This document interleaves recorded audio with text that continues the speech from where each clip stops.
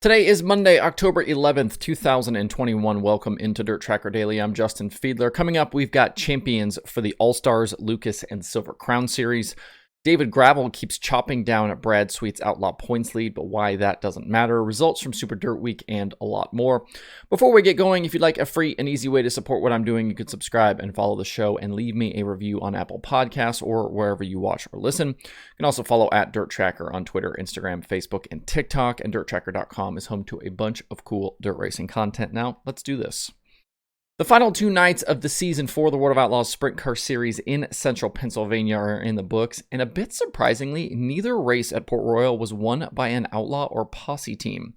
On Friday night, it was Kerry Madsen emerging from a several-week break to bag the victory. He kept Logan Schuchart at bay in the early going and then held off a late charge from Lance DeWeese right at the line to score his third Outlaw win of the year. DeWeese, Anthony McCreadie, Donnie Schatz, and Brent Marks completed the top five. Schuchart was good early and I think had the speed to challenge Madsen, but contact with the sideways Kurt Straup ended Schuchart's night. He went to the work area but ran out of time to get repairs made to his car before time in the work area ran out. It also wasn't a great race for points leader Brad Sweet, who had a flat tire under the same caution as Schuchart and ended up 14th. On Saturday night, a future full-time Outlaw, Spencer Bayston, showed what's possible for him and that CJB Motorsports team. They started on the pole and led all 30 laps to take a dominating victory. It was Bayston's second Outlaw win of the season. David Gravel, Schatz, Madsen, and Jacob Allen were the rest of the top five. Bayston continues to show rapid improvement this year, and I think the future is bright for he and CJB. They'll definitely need to focus on consistency in the future, but there's no doubt he has the talent to win on any given night.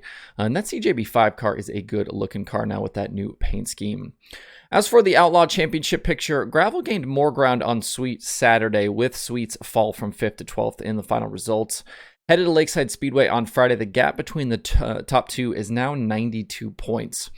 With the way Sweet always struggles in Pennsylvania, it's not shocking to see Gravel close up, but I honestly think Gravel needed to do a little bit more, especially last weekend at the Grove, to really make this a fight.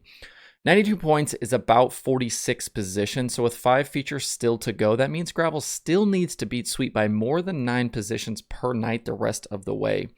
Even if Gravel wins out, Sweet can average about a 9th place result in the final races and still take the title.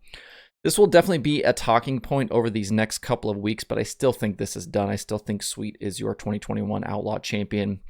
As for the Posse drivers this weekend, it wasn't a terrible showing. DeWeese, McCreadie, Marks, Lucas Wolf, Freddie Raymer, and Danny Dietrich were all top 10 runners Friday, while DeWeese, Marks, and Logan Wagner were all in the top 10 on Saturday. No wins and no top 5 finishers on Saturday night shows, though, that there's still a gap to be closed by the PA regulars. As I mentioned before, the Outlaws are back in action on Friday. The 2021 All-Star season came to a close over the weekend at Fremont Speedway. It was supposed to be 2 nights, but Friday's racing was lost to a very wet facility. On Saturday night, we got to see Tyler Courtney crowned series champion, which was obviously no surprise. He'd been running away with this thing all summer long. He closed out the year with an 8th place finish, and it was wild to think that it was his first top 10 finish in more than a month with the series. Between Port Royal, Williams Grove, Lincoln, and Eldora, Courtney went 6 races in a row, finishing outside the top 10. In the end, though, it just didn't matter. His epic run from Tri-City Raceway Park on May 2nd through Attica on September 4th was absolutely unmatched by his All-Star competition, and that 4-month span is basically what won him the championship. In the 35 races between May 2nd and September 4th, Courtney had all 8 of his 2021 wins, 19 podium finishes, 25 top 5s, and 33 top 10s. The only 2 finishes outside the top 10 were an 11th at Fremont on June 12th and a 12th at Attica on September 3rd.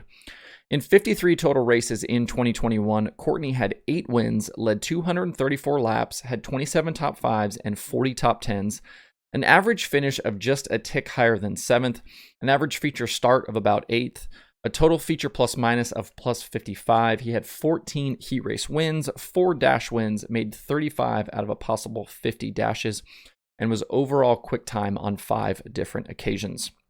The All-Stars recognized the champion based on owners' points. So in the end, Clausen Marshall topped Buick Motorsports and Justin Peck by 218 points in the standings. Sam McGee Motorsports was third with several drivers, Rudine Racing fourth with Corey Eliason, and Vermeer Motorsports completed the top 5 in All-Star points this season with Hunter Schurenberg. In Saturday night's final series race of the year, Cole Macedo slipped past early leader Cap Henry on lap 27 and drove away through lap traffic to the win. It was Macedo's first ever series win in 24 appearances. Henry, Peck, Schoenberg, and Eliason completed the top 5. A side note about Macedo and his Ray Brooks racing team. If you're a young driver out there looking at teams for the future, I don't know how you don't have Mike and Steven Linder on your list of people to drive for. They helped develop Carson Macedo, who's now a legit title contender with the Outlaws. Buddy Kofoid then came from California, won a track championship, I believe, at Fremont, and is one of the brightest young stars in the sport between sprint cars and midgets. And now you've seen what they're doing with Cole Macedo. Multiple race wins this year, including now an all-star victory. Their track record is just incredible over the last several years. Congrats again, though, to Tyler Courtney and his Clausen Marshall team on their championship. Speaking of champions, Lucas Oil Late Model Dirt Series title was wrapped up by Tim McCreadie over the weekend in Georgia. Finishes of 4th and 3rd meant he left the weekend with a 520-point lead over Hudson O'Neal. And with just the Dirt Track World Championship left, McCreadie has officially clinched his first ever Lucas Championship. As for the races at Dixie and Rome, it was a home state sweep for Jonathan Davenport. He led all 50 laps on Saturday at Dixie and slipped past Jimmy Owens just past halfway on Sunday at Rome. The wins for JD were his 7th and 8th Lucas wins of the year, and he now leads all drivers in wins on the season.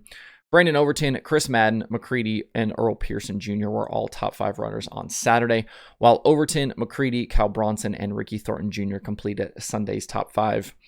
Even though the championship is over at this point, there's still some business to settle this upcoming weekend. Saturday night's Dirt Track World Championship at Portsmouth Raceway Park pays $100,000 to the winner.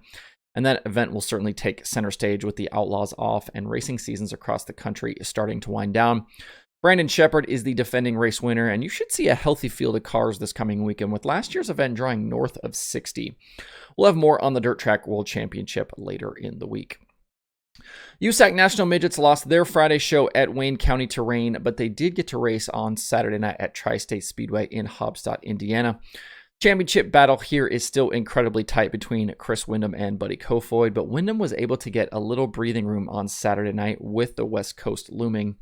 In the feature, Kofoid started 3rd and was battling inside the top 5 when disaster struck right before halfway. He tangled with Cannon McIntosh and Thomas Meserol and ended up flipped over on the front stretch. His Keith Kunz team was able to get him back rolling again, though, and they recovered to a 9th place finish. That kept Kofoid's top 10 streak alive at 14 straight races. Unfortunately for him, though, Windham was on the move, starting 14th and ending up with a 5th place finish. With 9 nights still to go, Windham extended his advantage to 13 points. Out front, Kevin Thomas Jr. led the first 24 laps from the second starting position, but T-Maz ran him down from 7th and took the lead on lap 25. Meserol drove away to his second Hobstadt win in his last 3 races there. KTJ finished 2nd, Justin Grant hard charged from 17th to finish 3rd, pole sitter Dazen Persley was 4th, and like I said, Windham was 5th. USAC National Midgets go quiet now for the next month before their final stretch of races out west begins at Arizona Speedway on November 12th. Stay tuned though, because this championship battle is far from over. One USAC title that is over, though, is with the Silver Crown Series. That group entered Sunday's finale at Toledo with just 1 point separating leader Kody Swanson and second place Logan Seavey. With the final race being on pavement, though, that very much favored Swanson, and that advantage is exactly what played out over the day. Swanson took the pole in qualifying by nearly 0.2 of a second over Justin Grant, and then he led every circuit of the 100-lap race from the pole to earn his 4th Silver Crown win of the season and clinch his 6th career Silver Crown championship.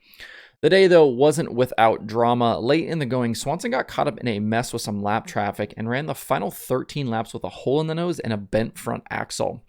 The damage wasn't enough to slow him down, though. Behind the winner, Bobby Santos, Brian Tyler, David Byrne, and Davey Hamilton Jr. completed the top 5. Challenger Logan Seavey ended up 10th after starting from the 12th position. Championship was quite the feat for Swanson, who ended up not even running all of the races. It's the first time since Jimmy Sills in 1994 that the Silver Crown champ did not have perfect attendance. Congrats to Swanson and his team on the title.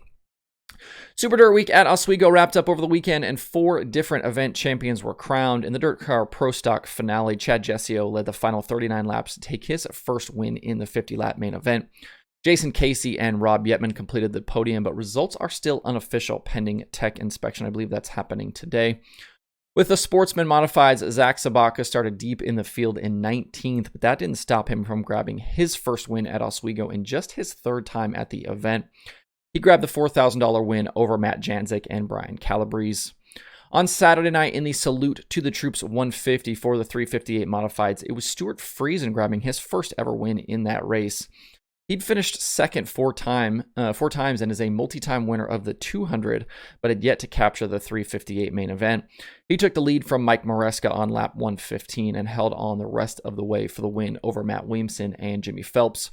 Maresca was actually second at the checkered, but he was DQ'd following the race for being more than 20 pounds light at the scales. And in Sunday's big 50,000 to win finale, Matt Williamson capped off his incredible week with his second consecutive win in the 200-lap feature.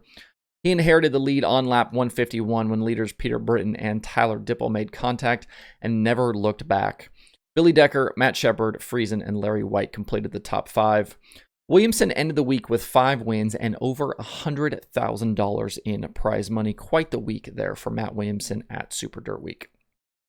In other weekend late model action, Zach Dome was the $20,000 winner at Richmond Raceway. Frank Heckenass Jr. won the $15,000 at Fairbury on Saturday, and Devin Moran swept the weekend at West Virginia Motor Speedway. In other weekend open wheel action, Dominic Scelzi and Mitchell Moles split the feature wins with the King of the West sprint cars at Hanford. Scelzi also grabbed the Sprint Car Challenge Tour victory Friday at Hanford. Ayrton Jennington was a MOA winner at Jacksonville, and Roger Crockett and Joe B. Miller grabbed ASCS region wins at Tri-State and Lake Ozark. It's a quiet day on the streaming platforms with just Flow Racing at 24/7 on the docket. To see the full daily streaming schedule with links to watch, visit dirttracker.com/watch tonight. That's it for the show today. Hope you have a good Monday. If you have thoughts about the topics on today's show, please leave them in the comments below or tweet at me. Thanks everybody for tuning in. We'll see you tomorrow for more Dirt Tracker Daily.